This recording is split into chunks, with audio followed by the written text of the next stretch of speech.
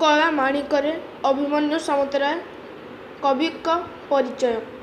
अभिमन्यु सामंत सिंह ओडिया साहित्यर रीतिजुगीय कवि मध्य अभिमन्यु सामंत सिंहार जड़े प्रमुख स्रष्टा। जाजपुर जिलार बालियार सामंत परिवार से जन्मग्रहण करते। पिलादिनू अभिमन्यु सरल गाँवली भाषा सुंदर कविता रचना करते। पर से राधाकृष्ण लीलारू आधार कर काव्य कविता मान रचना करते। विदग्ध चिंतामणि प्रेमकला रसवती सुलक्षणा बाघगीत चढ़ई गीत बोले हुटी इत्यादि केतोटी लोकप्रिय सृष्टि। कलामाणिक जो गीतटी विदग्ध चिंतामणि काव्यर 67 छांदरू आनीत। कलामाणिकरे विदग्ध चिंतामणि काव्यर 67 छांदरू अणा जाइछि। धीरे घेन काननारे कृष्ण विलंबिता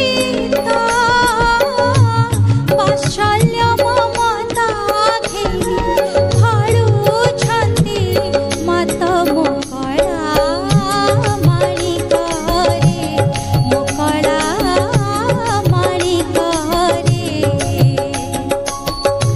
निधन संखाळी मोरा